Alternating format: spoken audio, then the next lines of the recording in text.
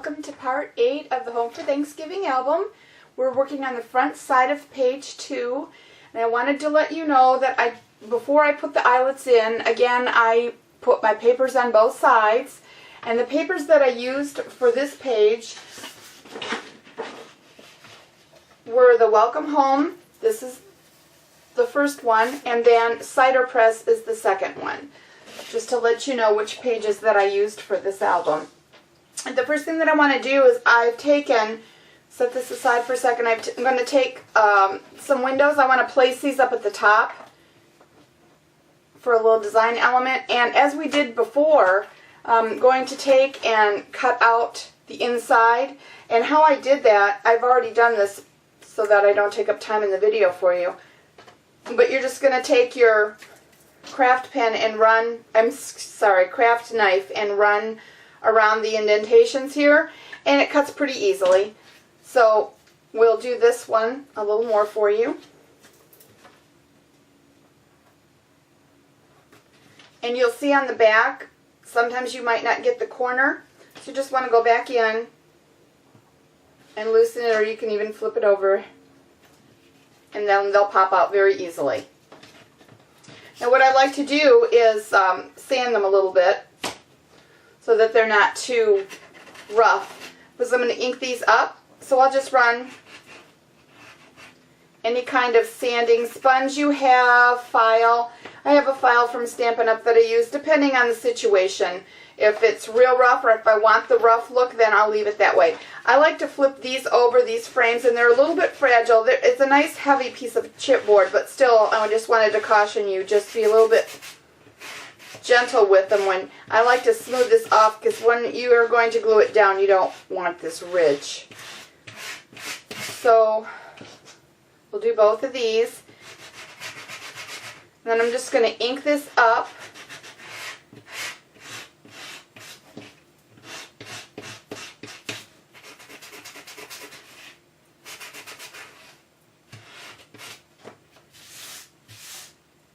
Looks pretty good. This one could use a little bit more width of file.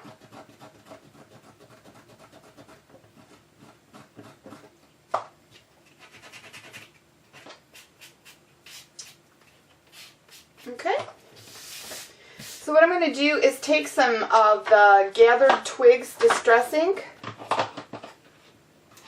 and I'm going to also take my craft sheet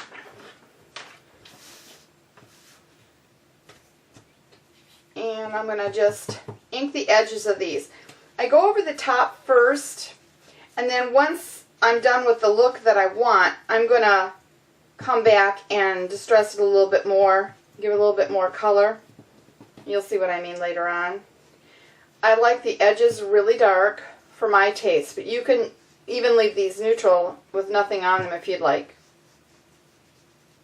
But if you're following along with exactly what I do, I will just give them a nice generous coat, a little bit heavier on the inside and outside edges. That gives it some dimension, as you can see. The center part is a little bit lighter. Do that with both of the frames here. So I'm going to take my quick dry adhesive, and I just want to, so I took a little bit of a scrap of that paper after I finished that door side. I'm just going to put a little bit of glue on, and I'm going to set it down and press it.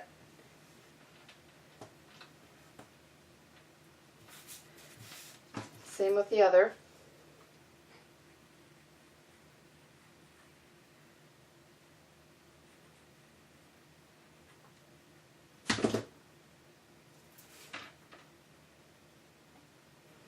And I would want to make sure, if you have directional paper, that you're pretty even with the pattern on the paper, as it will be noticeable if you're kind of crooked a little bit. Just a little tip there. Alright, now I'm going to set this aside just for a couple of minutes. I want this quick dry glue to dry a little bit more firmly before I go on to the next step that I want to show you. So back to the side of the door, I'm going to add this little felt embellishment that I found, and I'm going to put it at the bottom. These are some old Fancy Pants, I think they were. I bought a couple of sheets of the felt embellishments, and I'm really bad at some of my collections that just sit around. So I'm really trying to use up a lot of things. I want to be sensible and not buy a lot of supplies all the time. So I'm just going to glue this on.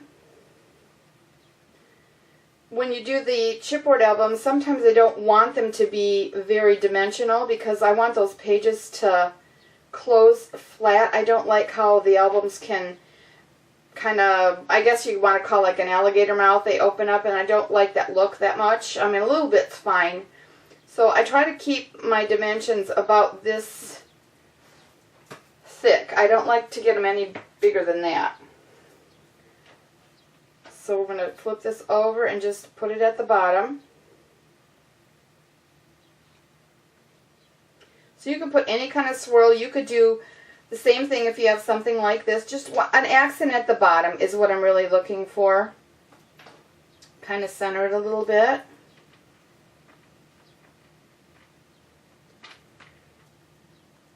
And while I'm waiting for this to dry, I think I'm going to put, we'll just do like the lighter brown rhinestone from the Bo Bunny collection, just to bring your eye to the middle.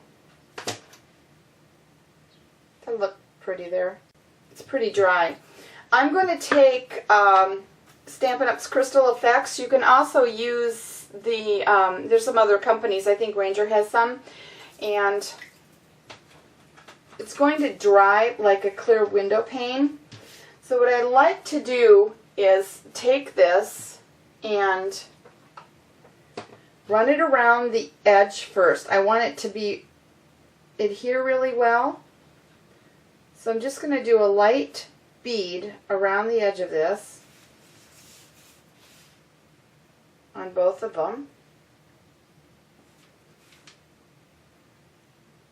This is self-leveling, so you don't have to be too picky with it. So hopefully you can see I have that small bead around there. And then all I'm going to do is just fill it in by just squeezing it out and covering it all the way.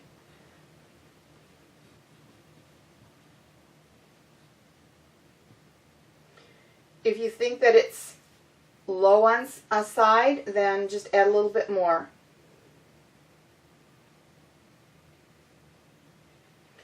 So I'll do both of those.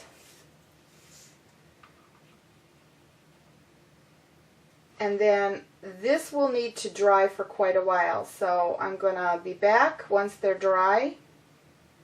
Alright, I have these all dry. You can hear that they're really solid. And I've cut one out on the back. And the way that you trim these, once they're dry, is just take your scissors. I use the Stampin' Up! Paper Snips, but you can use anything. You can use a craft knife and just trim them out. Very simple because it's just paper.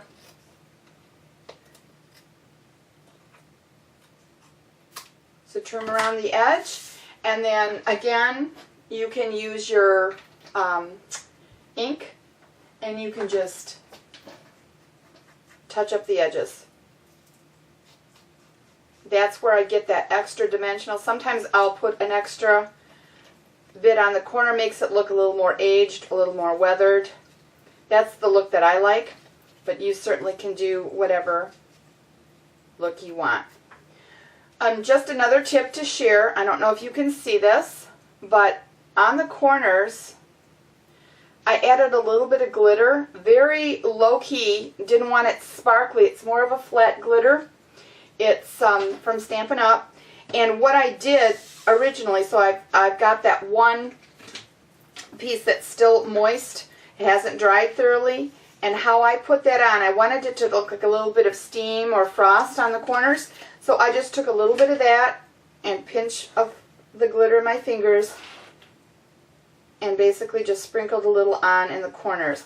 And what I liked about it was the Glossy Accents, or the that's the Ranger brand, or also the Stampin' Up! Brand, it floats up into the moist liquid, and I really liked how it just naturally gave this effect. So if you want to add that, you certainly may. You could put even regular glitter that's got a color in it. It's really fun to put on like that. So there's a tip for that. So what I want to do is adhere these on now, and I'm going to balance these up high up here, and then we're going to put a photo mat that opens up inside. This page for my album is going to be about our menu, like what we have for our Thanksgiving dinner. So I'm going to use the same quick dry adhesive, put it on the back side of here. Pretty liberal amount, because I want this to really stay on. And I have a couple of marks on here because it's hard to show you and get these lined up overhead without getting my head in there. So that's another thing I like about the quick dry is you can hold it up, and you'll see in a minute. You hold it up and then adjust it. You have a couple of minutes where you can adjust it.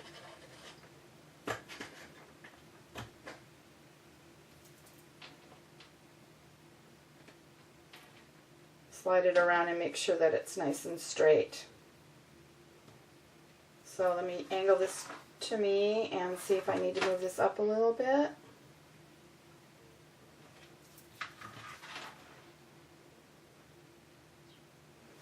It's pretty good. I also like to take my Tim Holtz ruler, and if I line up this edge, I know that it's horizontal, and then I kind of can make sure everything is pushed down. Then I know it really is level and squared, straight. Sometimes when you have the patterned papers and you have a curve, you kind of get a little distortion and your eyes play tricks on you. Alright, so there we have that. Now I want to do some sort of photo mat that's going to open up, and then I can add a couple pictures of maybe our turkey, the table, people sitting at the table. So I will set up for that. Alright, for the photo mat, I've selected this patterned paper, and it is from the companion set, so it doesn't have a name. There's a few different patterns, but it's this one right here. So I'm going to take that one, and I'm going to cut it at 8 by 4 1/4. Oh no, 8 by 4 1/2 inches. So I'll take my paper cutter. We'll go 4 1/2 this way, and then 8.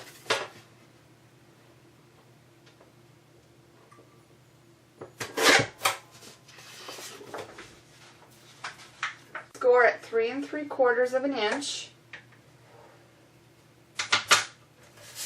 and then fold on the score line.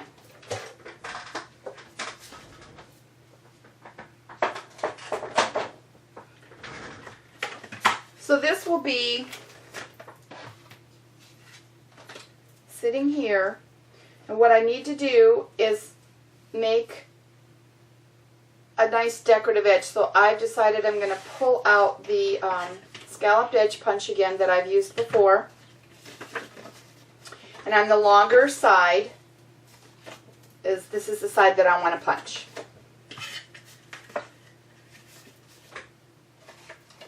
So you center it. You can either punch this way or you could punch this way. I'm going to choose to punch this way because I kind of want to use my marks to let me know that I'm centered. That helps you get the right size pattern on each side where it's pretty much evenly divided. Trying to show it to you as I go, but I'm not able to see what I'm doing. Alright.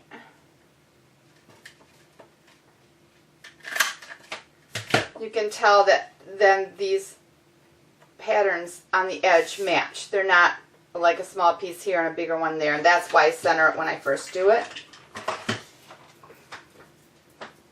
Now at this point, you can ink this around the edge if you want a little bit. So maybe we'll just take a touch. I don't want it to be too heavy of a dark color. I just want a little bit. Don't want it to look too overly weathered. I want the eye to more go here for the weathered look. So I'll do both sides and then I'll do that top edge, but keeping it pretty light on the ink. And again, this is Distressing Gathered Twigs. And then we'll do, you can tell that it just takes away that fresh cut look, and that's pretty much what I'm going for. Nothing super dark and distressed. I'm also going to do a little bit on this side, just in case, because I'm not quite sure what I'm doing on the inside yet with some photo mats and the colors that I'm going to use.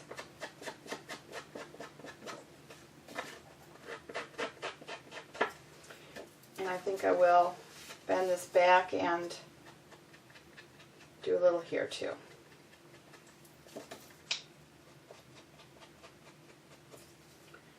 Alright.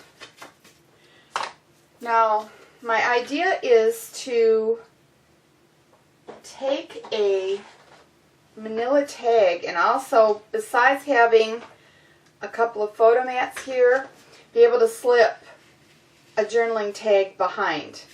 So what I've done is I've taken the Tim Holtz number 8 tags and I've cut a 1/2 inch off the end, only because I don't want too much hanging over the edge of my album. You'll see when I make my chipboard albums, I do like to have a little bit of detail hanging over, but not too much to where it's going to get bent. You're going to get a lot of people looking at your album, and you don't want this all bent up. But I still do like to have a little bit hanging over the edge. So that is my idea for putting this on here. So I'm going to just take the quick dry adhesive again. You can use a double stick tape like the score tape.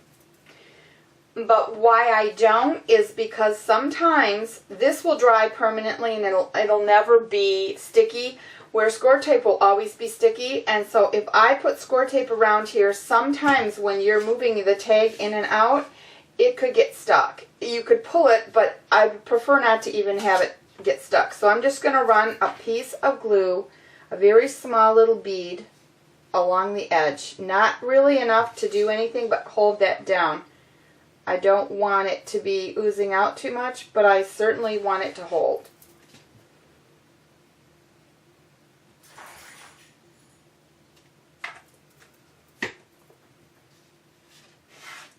And then I'm going to place it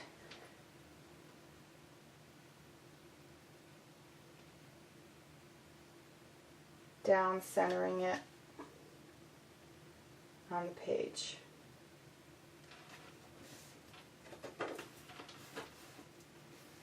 And then you'll need to let that dry, and then you'll be able to put your tag in and out once it's dry.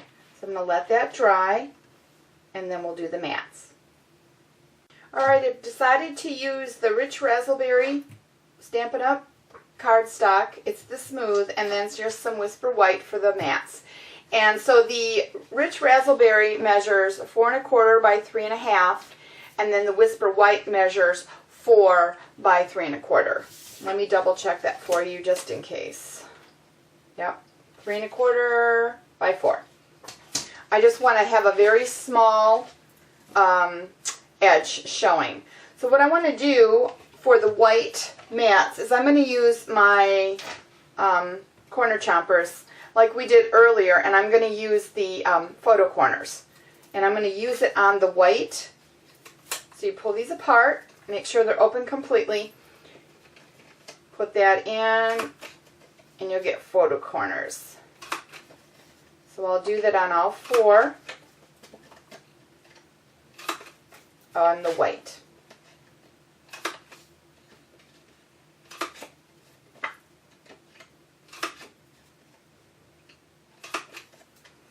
Now what I want to do is put these down first onto the door page. So I'm going to put my ATG around the edge. You can mat these whichever way you like. I'm just going to show you my idea, obviously. Back to the door here. And I'm going to make this evenly placed around the edge. Hopefully it is, because I'm at an angle and I can't tell what I'm doing. Let me peek here and see. Yeah, that's pretty decent. And then I'll do the same on the other one.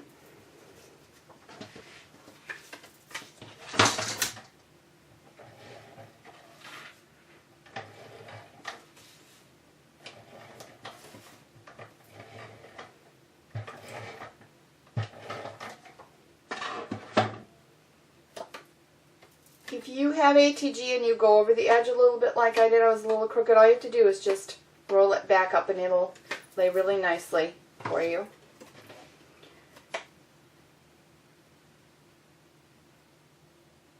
Place this one down also, same way.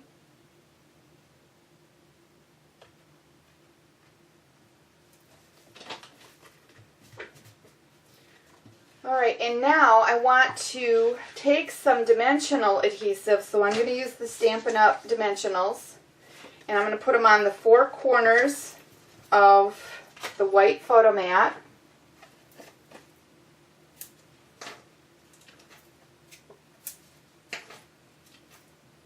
I want them to stick up so I get a little shadow effect, and I always put one in the middle.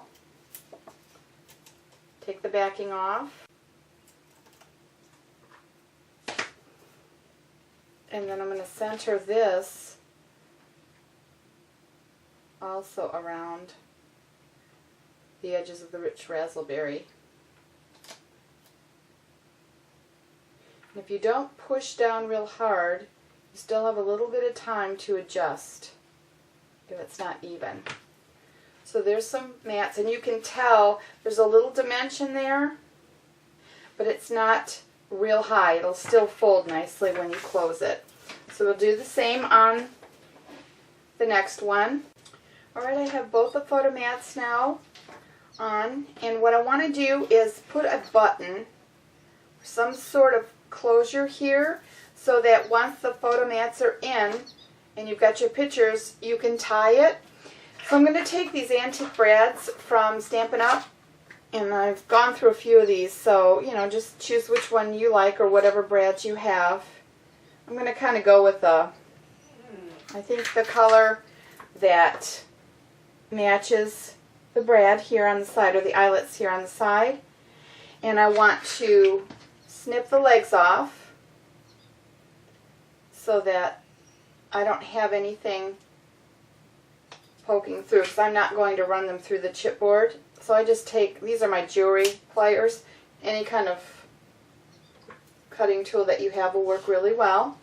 And then I'm going to take some quick grip adhesive. I want something pretty strong so that it'll take the wear and tear, and it does a really good job of, so I put a gob on there, and I'm just going to set this on. And what I like to do is take a little wedge of my leftover Stampin' Dimensionals. I'll cut them out. I want a little bit of a reveal, I guess would be the best way to say it, so that that glue, when it dries, that button is up high enough to where I can get a little bit of a thread or something under it, which I'm going to use twine. I'll show you in just a moment.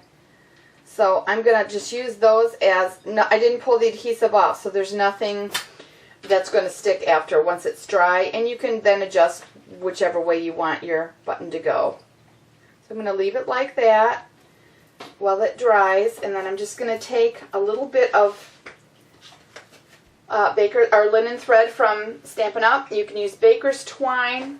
I like the rustic look of this. I cut off about 12 inches.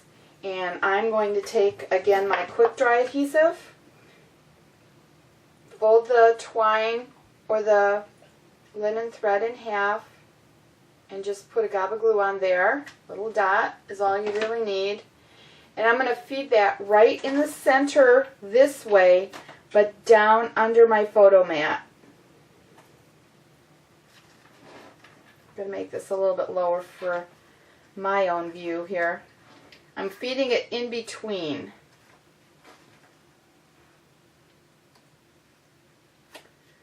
And then pressing it to where it just touches, and then making sure that it comes back up, because we still have those dimensionals under there, and I don't want to take that look away, but I want it that where it's attached to be hidden. So we'll let that dry. For the tie and the button, we're going to work a little bit on the tags. So like I had said, I took a number 8 tag, manila tag, and I cut a 1/2 inch off. And what I'm going to do is take the Gathered Twigs Distress Ink and the blending tool, tap it on, and you want to start off the mat. So this is a craft sheet. You want to start off on the craft sheet and work your way in. That way you get like a nice blended look. It's very simple. You don't have to worry if it looks a little bit like there's edges. I kind of like that look too. So just have fun with it. But we're going to swirl and move in. And I'm just going to go along the edge. And what I'm trying to do is get a little bit of this Gathered Twigs on. I want to leave the inside lighter because I want a journal on here. But I want the outside edge to have an antique rustic look, seeing that it's like a Thanksgiving effect in fall. We want it to be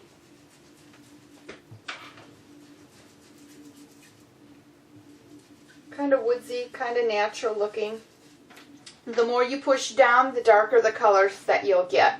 I'm also going to remove this, and I use another piece of the blending foam, and I'm going to use a little bit of Rusty Hinge, and I'm going to start off here a little bit, and I'm just going to add some touches, not all the way around, just a little bit of it, so it looks a little bit more fallish. You can go right in very lightly and take away a lot of that fresh raw manila look and just bring in a little bit more orange.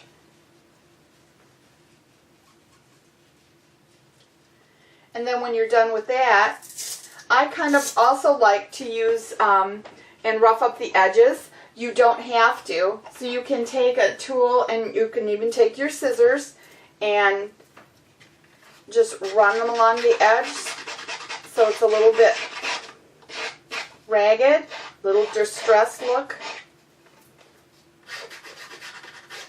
You can actually get real rustic and kind of cut into them, but I'm not going to do it that way because I think it'll probably catch on our little photo mat assembly that we made. So what I'm going to do is then go back with the Gathered Twigs and really hit the edges. I'm just going back and forth, and it'll really pick up the ink that way. You can kind of hit it a little bit darker on the corners if you want. Just play around with it, whatever the look is that you like.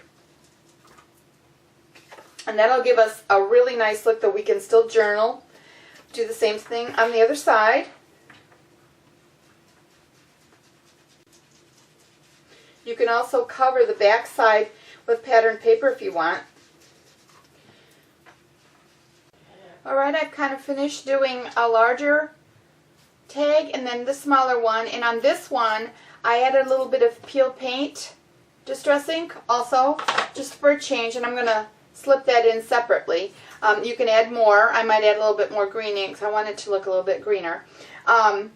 Because on our front, let me get it for you, on our front storm door we had a touch of green for the leaves, and I think I want to break up a little bit of the color, so I wanted to add a little bit of green in there. Also, I did a trial run on sticking the tag into our photo pocket, and it was a little bit tight, and so I wanted to let you both know, or let you all know, that I took off a little bit on the edges of this tag. So now the tag measures 2 7/8. So it's been trimmed down to 2 7/8 and then a 1/2 inch off that end, so it would be 7 1/2. I think it's 7, it's a number 8 tag. Let me measure it for you. I know, 5 1/2. 5 1/2 inches long by 2 7/8. Just so that you have some measurements if you're following along with this exactly. Alright, so what I think I'm going to do is just do a little bit of stamping on some leaves here. Nothing big because I want to leave some room for journaling. So I have the same stamp that we used earlier, and I'm going to get some Stays On ink in Timber Brown. And I don't want it to be too dark, so I'm going to stamp off first and then just have a little bit of a leaf edge showing of the image. I'm going to do it again, and I'm going to do it up here so it balances the tag. Whoops! So it balances the tag off. So just a couple of subtle images is all I'm looking for. Now on this one, I'm going to just do a few in a grouping on the bottom here.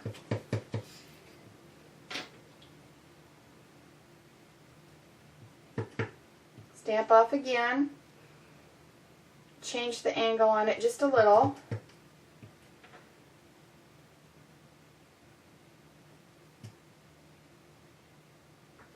Just a touch here and there. So that's about all I'm going to do for the stamping on that. I don't want to overdo it. I'm going to put a little bit of a, I think I'm going to put a little bit more of this linen thread on the small tag. We'll just cut a little piece off.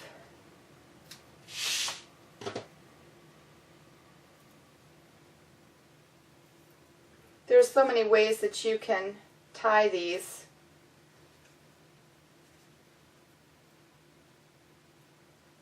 But I'll just do the easy one for now. You can also take these and make a bow once you thread it through.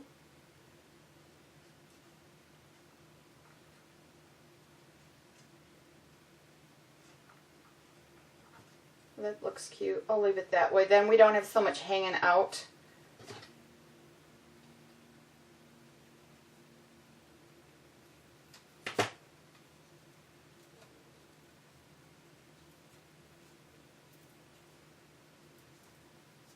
Okay. Let me add a little bit more green to this tag. I want it to have just a little more green on it.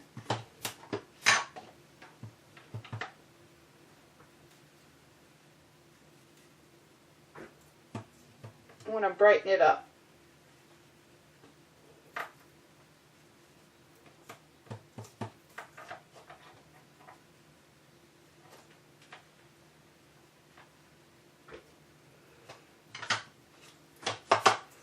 Alright, so that one's done.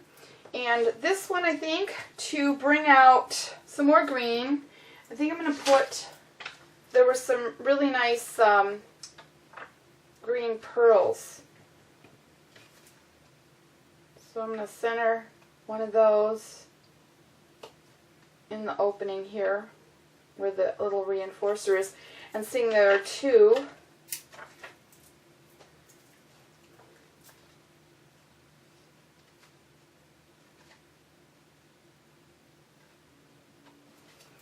okay, so there's the front of the tag, and you can also stamp on the back. I'm not sure. I think I'm going to do a lot of journaling here, and I really don't know if I need to put anything on the back, so I'll decide later, but for right now I'm going to leave them like this.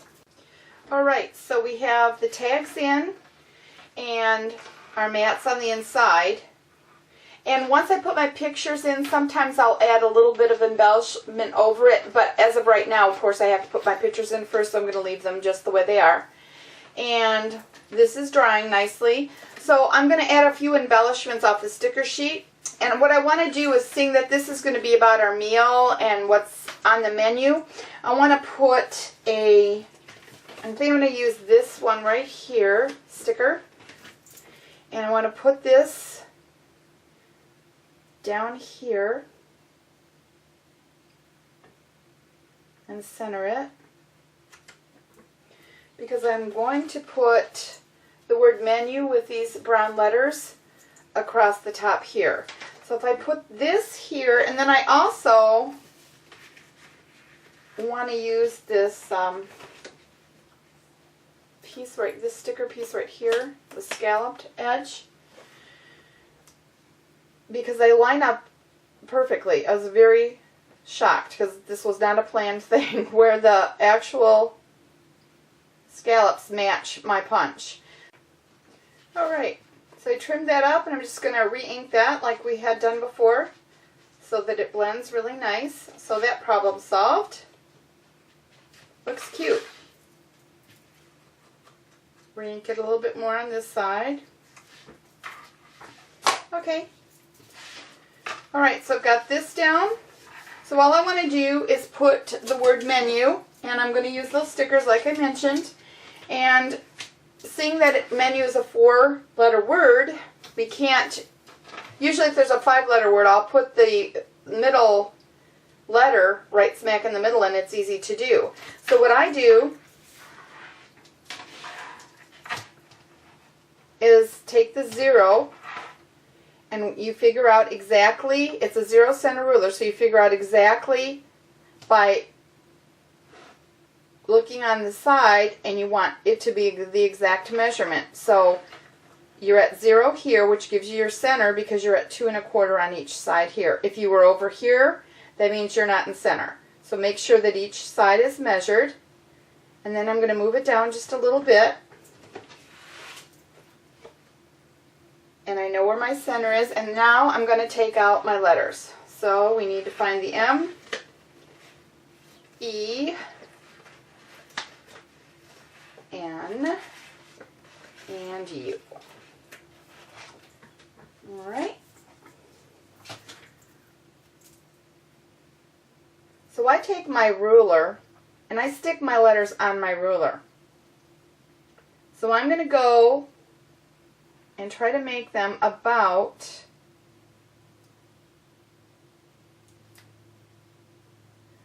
I'd say an 1/8 or 1/4 of an inch apart. So I've lined up the outside of the E 1/4 inch away. So I'm going to take my N and I'm going to put him 1/4 inch away from the E.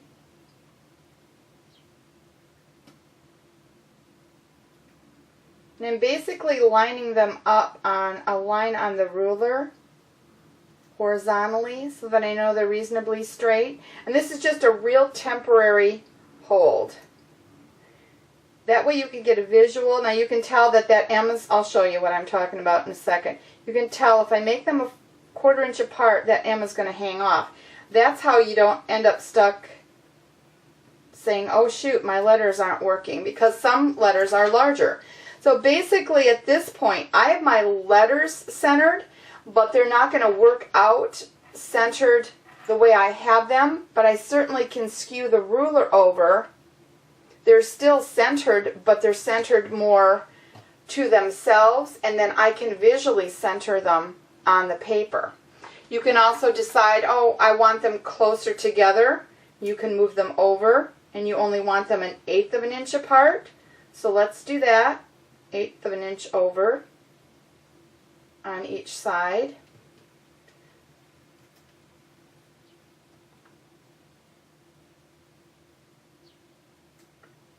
And then we can go back to centered again, and you can tell that because of that M, they're still going to be off-centered, but the letters are closer together. And I like the letters closer together. So now that I've moved them in, I know that my letters are centered. I'm going to go back and just adjust them ruler-wise, not worrying about centering this way on the 0 any longer, and just make it a visual. And then I just bend my ruler enough to where they touch.